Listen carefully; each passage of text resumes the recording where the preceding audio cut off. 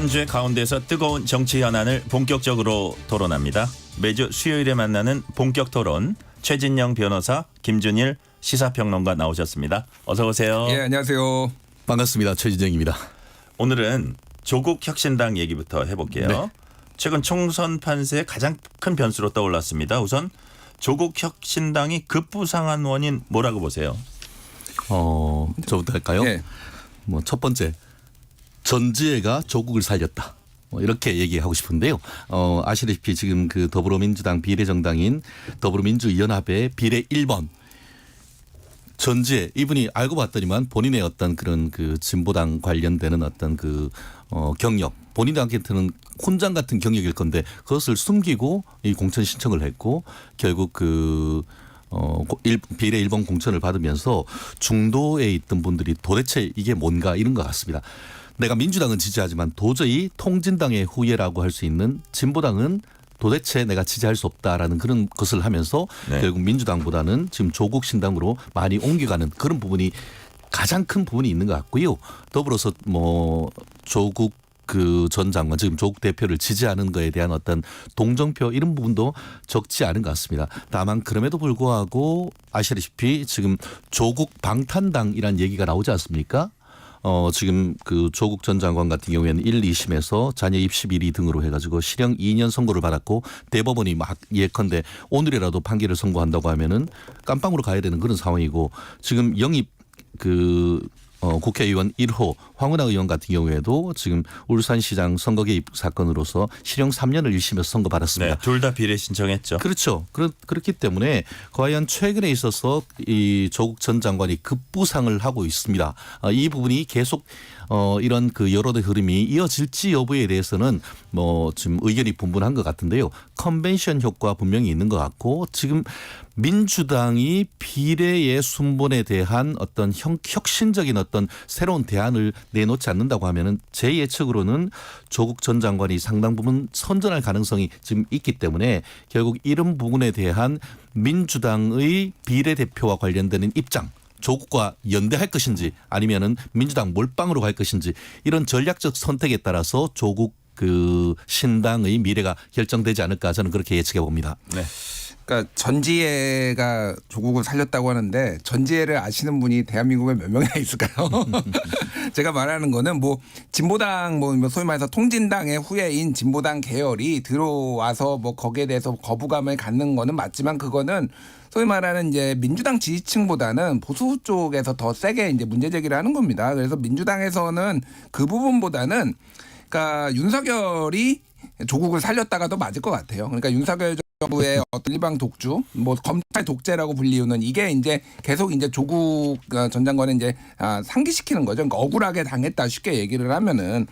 그러니까 지금 그 여론조사 이제 최근에 나왔던 여론조사들을 보면은 대체적으로 10% 중후반대 이 정도 나옵니다. 근데 이게 이제 계속 유지되기는 쉽지는 않을 것 같아요. 왜 그러냐면은 선거 때 가면. 총선 당일날 가면은 예. 민주당이 지금 이제 더불어민주연합을 만들면서 이제 334를 했거든요. 그러면은 10석을 소위 말해서 민주당 공천자가 아니라 외부에 주는데 2016년에 민주당이 25% 그러니까 선거제도가 조금 다르긴 하지만은 거의 비슷하다고 보면 될 것 같고 지금 계산해 보면은 대체적으로 한 1.9%의 한 석씩 나올 것 같아요. 지금 대체적으로 보면 이래저래 계산해 보면은 그러면은 25%를 얻었을 때 2016년에 민주당이 12석을 얻었거든요. 비례로. 네. 그러면은 10석을 외부로 주면은 민주당에서 지금 비례로 공천한 사람은 한두 석밖에 안 나와요. 지금 이 상황이 25%를 받아도 심지어. 근데 10%까지 10%대로 떨어진다라고 하면은 민주당에서 공천한 사람 한 명도 비례로 안 나올 수도 있습니다. 그러면은 지금은 사실은 조국 혁신당하고 어느 정도 느슨한 연대 이런 게 가능할 수도 있겠지만은 막판 되면 민주당이 난리 날 거예요. 이것 때문에. 그래서 경쟁의 관계로 간다. 그래서 이제 지민 비조가 아니라 지민 비민이다, 민주당 몰빵이다 이렇게 해가지고 지지자들끼리 상당히 긴장 관계가 좀 형성이 될 수는 있는데 어찌됐든 그럼에도 불구하고 반윤 비명 요 세력들이 이제 갈 곳이 조국 혁신당으로 많이 갔다라고 보면 될 것 같고 특히 이제 40대 50대가 주축이거든요. 여기에는 이제 검찰 개혁의 대의에 동의하는 거가 하나가 있고 소위 말해서 조국 장관한테 약간의 마음의 빚을 졌다라고 생각하시는 분들이 상당히 있어요. 그래서 뭐 범죄 연대네 방탄 연대네 뭐 이렇게 말씀하시지만은 그게 크게 중요하지 않은 부분들이 이제 이전될 거다 이렇게 보는 게 맞을 것 같습니다. 이제 중요한 건 앞으로 그 총선에 미칠 파급력 그리고 양당에 미칠 어떤 득실 이게 되게 이제 그 주목이 되거든요. 그런 부분은 어떻게 보세요? 그렇습니다. 지금 말씀드린 것처럼 이게 준연동형 비례대표제 제가 말씀드리고 있으면서도 그 계산법을 저도 모릅니다. 며느리도 모르고 아무도 모릅니다. 근데 지금 김준일 평론가님이 말씀하신 거하고는 좀 사뭇 다를 수가 있다라고 생각하는 것이 지난 21대 대선 같은 경우에는 민주당이 거의 180석 가까이 압도적으로 높았습니다. 그렇기 때문에 준연동형이란 것이 비례 지역이 굉장히 많고 당선된 그 숫자가 늘어날수록 비례는 줄어드는 그런 어떤 그 구조가 있습니다. 그렇기 때문에 지금 현재 지역구가 21대 지역구 같은 정도의 압도적인 민주당 어떤 우세로 가기는 어렵다라고 저는 생각을 하거든요. 그렇기 때문에 오히려 21대보다 22대의 민주당의 어떤 비례 의석이 더 늘어날 가능성은 저는 있다라고 보거든요. 그런 측면인데 그런데 그렇다 하더라도 기본적인 구도 자체에 대해서는 저는 김준일 평론가님 말씀에 상당히 공감을 합니다. 지금은 같이 손잡네 뭐네 한다라고 하지만 아까 말씀드린 것처럼 민주당에서 비례를 공천을 하려고 했는 사람들이 하나도 못 받네 이런 상황을 과연 민주당이 지지자들이 받아들일 수 있겠습니까? 그렇기 때문에 결국 하나의 내부적인 갈등 요소로 지금 그 더불어민주연합에서의 어떤 그 시민사회 4석, 진보 3석, 이 신진보당 3석 이 거의 10명에 관한 이런 부분과 관련해서도 앞으로 민주당에서 이걸 어떤 식으로 재조정할지에 대해서 굉장히 큰 문제가 생길 것이고 지역구에서 이른바 친명 횡재 비명 횡사 얘기가 났듯이 지금 그 이런 그 인적 구성 이 부분에 있어 가지고 과연 지금 어제 발표된 수명 이것이 계속 유지될 것인지 저는 이 부분에 대해서는 앞으로 재논이 될 가능성도 뭐 없지 않나. 한마디로 어떤 얘기가 있냐면 어제 뭐 전지의 그 1번이 사실상 본인 지금 말만 시민사회의 2석이고 진보의 3석이라고 하지만 시민사회 4석 중에 2석 가까이가 지금 실질적으로 통진당의 후예라고 할 수 있는 진보당과 직접적 관련성이 있다는 것이 밝혀지고 있지 않습니까? 그렇기 때문에 이런 부분에 있어서 과연 계속 이런 순번을 가지고 갈 수 있느냐. 민주당 내에서도 계속 어떤 그 개선을 요구를 하고 있는 이런 상황이기 때문에 만약에 뭐 이 상태로 간다고 하면은 저는 제가 봤을 때는 오히려 조국 신당의 힘이 더 실릴 수밖에 없는 그런 상황이 되는 것이 아닌가 예측을 합니다. 네. 자, 조국 혁신당 대표는 22대 국회 첫 번째 행동으로 이걸 하겠다 그랬습니다. 한동훈 특검법을 발의하겠다. 제가 뭐 이건 먼저 말씀드릴게요. 예. 그러니까 이 선명성이죠. 선명성이고 이제 한동훈 특검법에서 나오는 얘기들이 이제 소위 말해서 이제 자녀 뭐 입시와 관련해서 당시에 이제 그 자녀가 여러 이제 논문도 쓰고 그리고 뭐 여러 이제 학업과 관련된 거를 했는데 그게 이제 뭐 문제가 있다라는 언론 보도가 많이 나왔잖아요. 네. 그러니까 기본적으로 이제 선명성이고 또 하나는 이게 조국과 똑같은 잣대를 들이대면은 이게 가능하겠느냐, 이게 문제가 정말 없겠느냐 이런 게 좀 기본적으로 깔려 있습니다. 그러니까 사실 경찰에서 무혐의 이제 증거불충분으로 무혐의 처리를 했잖아요. 한동훈 그 자녀 뭐 논문 뭐 대필이나 뭐 조작이나 이런 거에 대해서 그러니까 불신이죠. 쉽게 얘기를 하면은 그러니까 권력을 가지거나 검찰 출신들이 이제 이렇게 검찰의 수사를 받지 않는 이런 상황, 그러니까 검찰이나 경찰 수사를 받지 않는 것에 대한 불신이기 때문에 이 법안 자체가 제가 뭐 통과될 가능성에 대해서는 높지 않다라고 보기는 하지만은 굉장히 선명하기 때문에 이게 전국 정당을 지지하는 게 아니잖아요. 지금 조국 혁신당이 그런다고 보면은 굉장히 그 전략 자체는 굉장히 선명하고 좋은 전략이다라고 볼 수가 있을 것 지금 같습니다. 총선 과정에서 어쨌든 메시지를 낸 거니까 총선 과정에서 메시지로도 강렬하다 이렇게 볼 수 있다고 보시는 거네요. 그러니까 지금 큰 틀에서의 정권 심판론과 이제 뭐 정권 지지론 요거를 보면은 그게 그 격차가 줄어들기는 했지만은 아직도 꽤 벌어져 있어요. 그러니까 뭐 선거 여론조사마다 좀 다 달라서 제가 수치는 말씀드리기 어렵지만은 대체적으로 보면 10%포인트 안팎으로 아직도 이제 격차가 나는 여론조사가 많단 말이에요. 그걸 봤을 때 기본적으로 이제 어떤 정권 심판론이 누가 더 세게 문제 제기를 하느냐, 그 사람들이 지금 뭐 조국 혁신당을 지지한다고 보면은 이분들한테 주는 메시지는 확실한 거죠, 이게. 예. 저는 이 부분과 관련해 가지고 이쯤이면 막 가자는 건 아닌가라고 하는 노무현 전 대통령의 말씀이 기억이 납니다. 또 특검이냐. 기존의 어떤 시스템은 놔두고 민주당 계열 같은 경우에는 특검 그렇게 상설 특검 하자고 해서 상설 특검 해놓았더니만 또 무슨 한동훈 윤석열 특검이냐 이런 얘기가 지금 나오는 것 아니겠습니까? 네네. 저는 그걸 보면서 야, 이분들은 정말 그 대한민국 시스템 자체를 사적 보복을 위해서 이용을 하려고 한다라는 얘기를 하지 않을 수 없는 것 아니겠습니까? 본인이 지금 뭐 멸문지화 뭐 그런 얘기를 하면서 결국 본인이 지금 그 대법원으로부터 검찰이 그렇게 독재를 해내 뭐네 하고 공소권을 남용했다고 하지만 법원이 제3자인 법원이 실형 2년을 선고했고 그 본인의 부인인 정경심 그 교수에 대해서는 실형 4년을 선고했던 그런 케이스입니다. 그거를 가지고 아직까지 사적 그 어떤 보복적 감정을 이기지 못하고 이제는 자기가 그 원내에 들어가서 한동훈 윤석열 특별법을 만들어가지고 특검법을 만들어서 이제는 사적 보복을 하겠다라고 하는 그런 프레임을 만들어낸다는 것은 정말 대한민국의 어떤 그 법무장관을 했던 사람으로서 저는 있어서는 안 되는 것이고 이러한 선동 아니겠습니까? 이게 실질적으로 이루어지겠습니까? 실제 10명이 된다 하더라도 법안 발의를 하려고 하면은 뭐 그 지금 구조적으로 봤을 때 법안 발의가 사실 되기도 어려운 겁니다. 결국 지금 같은 경우에는 무슨 말을 해도 결국 선거용일 뿐인 것 같은데 대한민국 법치주의를 우롱했던 사람으로서 법을 이용해서 사적 보복을 하려고 한다는 그런 프레임 자체가 정말 개탄스럽다고 밖에 볼 수 없다고 봅니다. 요거는 짧게 좀 보론을 말씀드리면은 이 특검법의 내용이 딸 논문, 한동훈 장관 비대위원장 딸 논문 대피록도 있지만은 고발 사주 의혹에 관여된 부분도 있고 윤석열 검찰총장 징계를 취소 소송하는데 2심에 패소했을 때 법무부가 상고를 포기를 했거든요. 왜 포기를 했느냐. 이 부분은 이건 직무유기다 이런 것까지 다 포괄이 된 거예요. 그러니까 이게 물론 뭐 일부에서는 보복이다라고 볼 수도 있지만 예를 들면 손준성 검사가 이때면 뭐 지금 공수처에서 수사해가지고 지금 고발 사주에서 뭐 유죄가 나왔잖아요. 1심에서 그거와 관련해서 관련된 사람이 이제 한동훈 당시에 검사였거든요. 연락을 주고받았다는 이게 근데 제대로 좀 수사가 안 되고 있다라는 국민들의 또 어떤 분노나 이런 것들이 좀 반영이 된 거라고 봐야 돼요. 네, 토론 중에 언급된 여론조사 개요 말씀드리겠습니다. KBS가 한국 리서치에 의뢰해서 지난 7일부터 9일까지 전국 유권자 3,000명을 대상으로 전화 면접 조사한 결과입니다. 자세한 사항은 중앙선거 여론조사심의위 홈페이지 참조하시면 됩니다. 저도 이런 것 때문에 여론조사 결과를 제가 말씀을 안 합니다. 너무 힘들어 이거 진짜. 어떨 때는 두 개 연달아서 예, 맞아요. 그래서 가급적 예. 다음 질문 갈게요.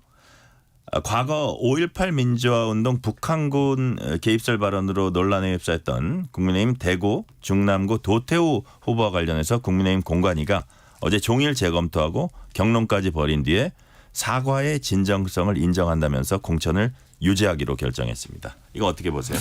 그렇습니다. 결국 그 내부적으로 국민의힘 진영 내부적으로 이게 굉장히 큰 문제가 됐었습니다. 저도 단톡방에 보면은 갑론을박이 아주 강했는데요. 결론적으로 얘기했을 때에 도태우 후보의 사과의 진정성을 인정하고 또 공천을 그대로 유지하기로 했다라고 그 판단을 했는 것 같은데요.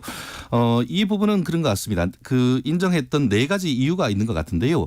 실제 뭐라고 얘기를 하고 있냐면은 도 후보가 2차례에 걸쳐서 대국민 사과문을 발표했다는 점, 또 그 내용상 봤을 때 5.18 민주화 정신에 대한 헌법적 가치와 국민의힘 정강 정책에 대한 의미를 확고히 인식하다고 공개적으로 밝혔다는 점, 그리고 5.18 정신을 존중하고 이어가겠다고 표방했던 점, 그리고 마지막으로 5.18 민주화 운동에 관해서 헌법 전문 수록에 대한 당의 입장을 전적으로 존중한다. 이렇게 했는 것에 대해서는 진정성이 있다. 그리고 대신에 앞으로 이렇게 한다고 하면 그거에 대해서 우리가 좌시하지 않겠다 이런 경고와 메시지와 함께 어떤 대구 경북의 어떤 전체적인 어떤 여론의 선택이라든가 후보를 선택했으니까 그런 부분 시스템 공천이란 그 취지를 종합적으로 했었는데 결국 일정 부분 표의 손해를 본다 하더라도 또 대구 경북에 대한 민심을 전혀 무시할 수 없는 그런 부분이 있기 때문에 나름대로의 어떤 절충설을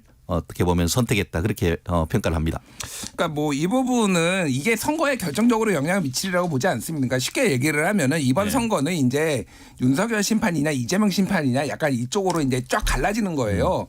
그러면은 내가 이번에 이제 뭐 이제 진보나 중도에서 나왔을 때 박근혜를 심판하러 나오느냐 윤석열을 심판하러 나오느냐 이게 사람들이 물으면은 1차적으로는 현 정권이죠. 근데 이거는 이제 소위 말해서 이제 내가 더 선거에 포기를 하거나 안 나올 사람들이 더 선거에 나와서 심판해야 되는 명분을 강화하는 쪽으로 이제 되겠고 진보 쪽에서 소위 말해서 민주당 지지자층에서 이제 뭐 공천 파동으로 좀 이탈하려고 했던 사람들한테 명분을 더 이제 강화시켜주는. 그래서 근데 그럼에도 불구하고 엄청난 큰 이제 논란은 되지 않는데 다만 이제 말씀하셨다시피 이게 잣대 그러면 도태우를 날리면 장해찬은 어떻게 할 거냐 뭐 이런 식으로 이제 끊임없이 잣대 논란이 벌어지고 국민경가가 어쨌든 경선을 통과하는 거고 다른 것보다도 이제 보수표죠. 박근혜 대통령 지지자들의 표를 의식했을 때 좀 불가피한 선택인데 리스크를 안고 간다 이렇게 봐야 될 것 같아요. 네. 또 다른 여당 입장에서는 악재라고 할 수 있는 게 이종섭 전 국방장관 출국 금지 해제된 뒤에 이제 호주 대사 출국한 걸 갖고 이제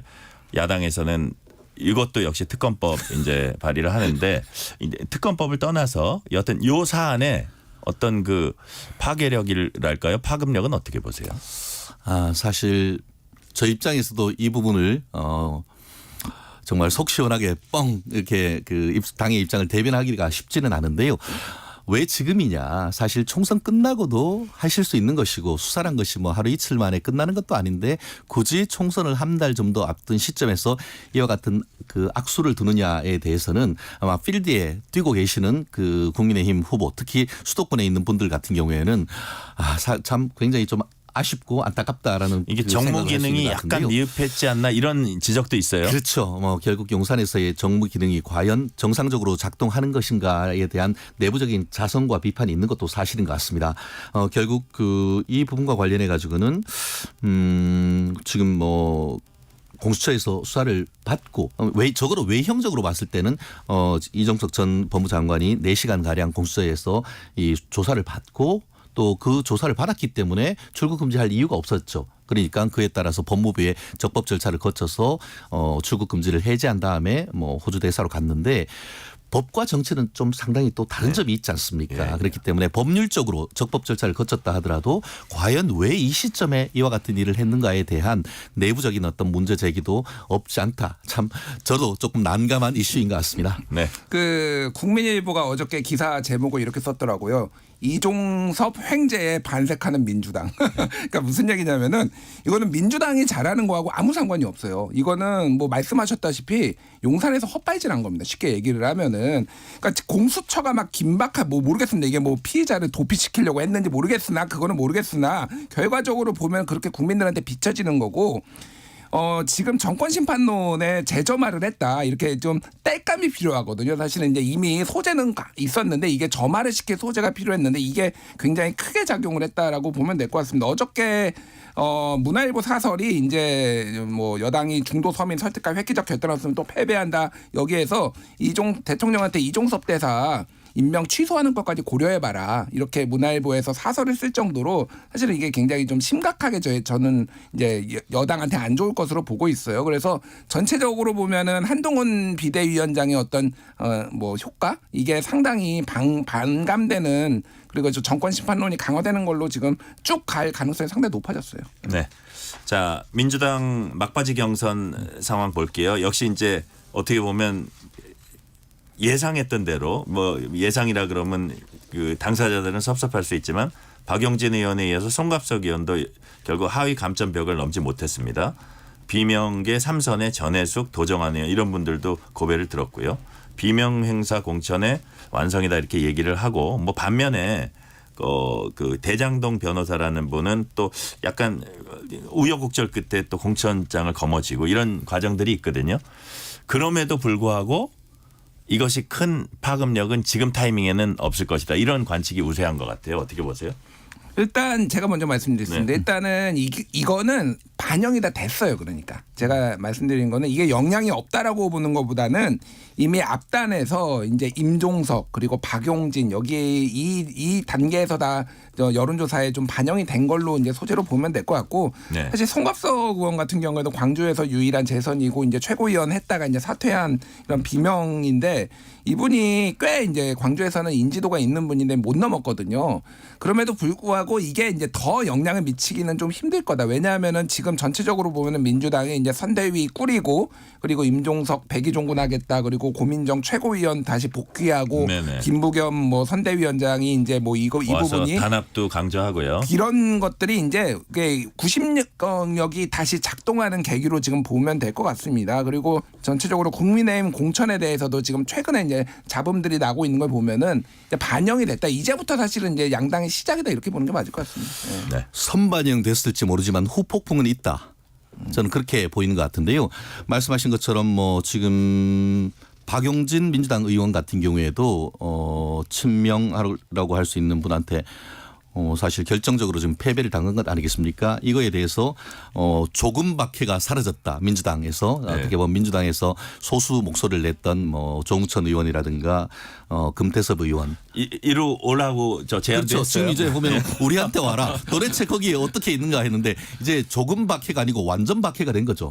완전 박해가 된 거 아니겠습니까? 아예 없어져 버렸으니까 이제 러브콜을 지금 보내고 있다라고 하는데 아까 말씀하시는 것처럼 선반영 그러니까 지지율에는 선반영이 됐을지 모르지만 여전히 후폭풍은 남아 있다. 지금도 민주당에서 현역들이 속속 지금 탈당하고 있는 분들이 있기 때문에 그 탈당한 분들 자체가 문제가 아니고 탈당하면서 보통 예컨대 김영주 민주당 그 의원 같은 경우에는 탈당하면서 당원 권리당원 1,500명씩 데리고 나간단 말이에요. 네. 그런 것은 민주당 조직의 균열로 이루어질 수 있는 것이고 과연 그 표가 뭐 지난주 같은 경우에는 일부가 다시 뭐 민주당으로 복당했다라고 말씀을 하고 있습니다만 조직이 깨지면 실질적으로 그 조직 봉합하기가 상당히 쉽지가 않습니다.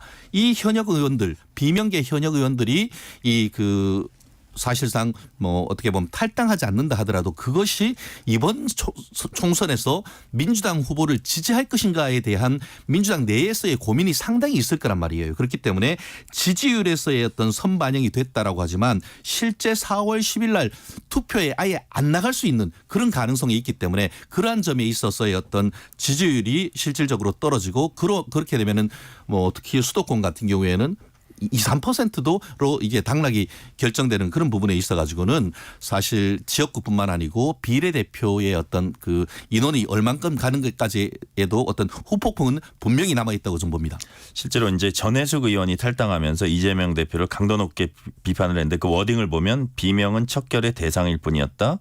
경선에서 떨어진 의원들을 위로하기는커녕 혁신 대상으로 낙인 찍고 조롱했다. 동지들 상처에 소금을 뿌렸다. 뭐 네. 이런 표현 썼어요. 그래서 이런 것들이 지금 말씀하신 또 하나는 실질적으로는 또 뭐 홍영표 의원처럼 출마를 하잖아요. 네네, 그러니까 그렇죠. 그런 것들이 좀 변수는 될 수 있을 것 같습니다. 말씀드린 것처럼 그 선거는 구도인데 실질적으로 예전 같은 경우에도 그 새누리당이 바른정당과 이렇게 헤어지면서 삼각구도가 되면서 민주당이 어부지리를 했듯이 이번 같은 경우에는 으로 그와 같은 그 민주당이 분열되는 속에서 아주 그 치열한 접전이 유지되는 서울이나 경인 지역에서 어부지리의 어떤 국민의힘의 승리 이런 부분에 대한 영향도 지켜봐야 될 것 같습니다. 실제로 이번 이제 총선에서 보면 여야 대표의 입이 상당히 설전이 거칠어요. 그런데 반면에 또 총선에 임박할수록 여야 모두 설을 막으라고 안간힘을 쓸 거예요. 나머지 기간 입조심이 특히 중요하지 않겠습니까? 굉장히 중요하죠. 이게 뭐 예를 들면은 2020년 총선에서는 차명진 후보의 어떤 세월호 폄훼 발언이 굉장히 민심에 악영향을 끼쳤습니다. 그래서 전체적으로 보면은 이제 강도가 있는데 약간 논란 수준이 있고 소위 말해서 우리가 어떻게 인간으로서 저런 얘기를 하지? 여기까지 가면은 이거는 선거에 큰 영향을 미칠 겁니다. 네. 저는 그 한동훈의 오럴 리스크는 지금까지 본 적이 거의 없는 반면에 이재명의 오럴 리스크는 굉장히 많은 것 같습니다. 얼마 전에 그 민주당이 국민의힘 공천을 폐륜 공천이라 했는데 폐륜하면은 딱 한 사람 생각을 하는 사람이 있다라고 원내대표가 얘기했는데 했는 것처럼 결국 그 이재명의 3대 리스크, 이른바 사법 리스크, 오럴 리스크, 당 대표로서의 어떤 그 CEO 리스크 이런 부분이 오히려 앞으로 그 갈수록 더 강화될 가능성이 오히려 크지 않을까 생각을 합니다. 네. 본격 토론 오늘은 여기까지 듣겠습니다. 최진영 변호사, 김준일 시사평론가였습니다. 감사합니다. 고맙습니다. 감사합니다.